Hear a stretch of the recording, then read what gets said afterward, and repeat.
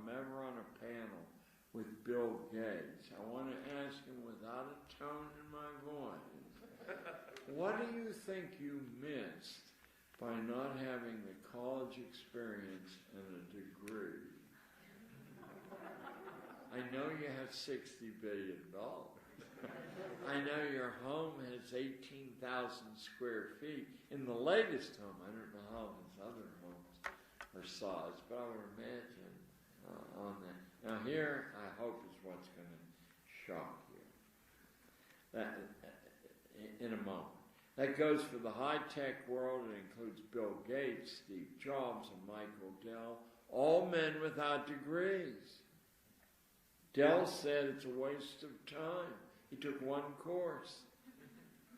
Like the seismic shift from grades to standardized test scores and the inability of standardized test scores to predict much of anything, the absence of college degrees among men who can be said to have made the modern world is only allowed to be whispered about and never, never whispered about in schools. In fact, there it isn't mentioned at all. I personally, this ought to shock you if you have any shockability. I personally did mention it once. This, of course, would be another time.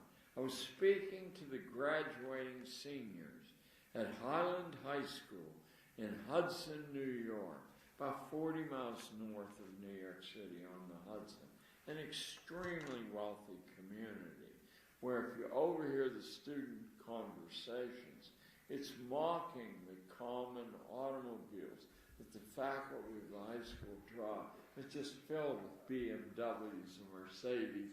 It's the high school parking lot, sports cars. I was invited to speak to the senior graduating classes. And not meaning any mischief at all, I sat down with my Scottish Presbyterian wife and I said, I don't want to waste their time. Their attention span will be small enough as it is because they've already had the grades entered. And I want to be able to do something useful for them.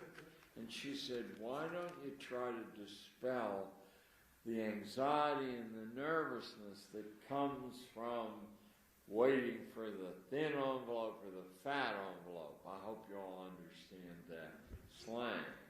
If you get a thin envelope, you don't have to open it. This I regret to tell you. If you get the fat envelope, that's the good thing. So I said, okay, I'll do that. And what I just said to you, a bit more elaborate, I was saying to this wealthy audience at Highland High School, strike me dead, Lord, if I exaggerate a bit, when the doors of the auditorium burst open. They didn't open. It made that noise that everybody looks.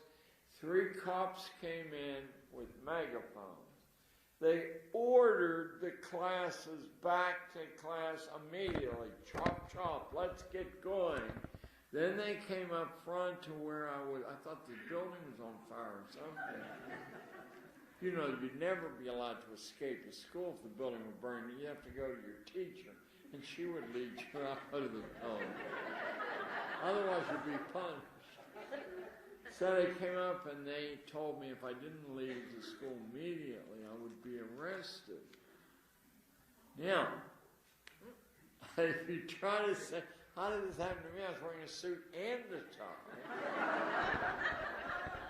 I was being very polite and I was laying down data that's documentable, not really drawing any conclusions from it otherwise than a whole lot of this fear factor is misplaced. You know, these names are legion. I just gave you a few of them. That was so intolerable to the building principal and to the teachers, who of course used threats to keep the kids in line.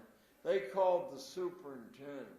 The superintendent called the local police, and 20 minutes after I'd said this, in the United States of America and not in a ghetto, I was being threatened with arrest if I didn't leave immediately.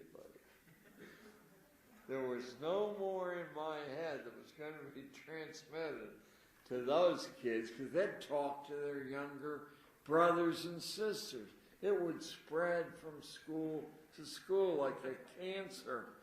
How can you school kids like fish are schooled so that every fin moves simultaneously if they actually think that your threats are hollow?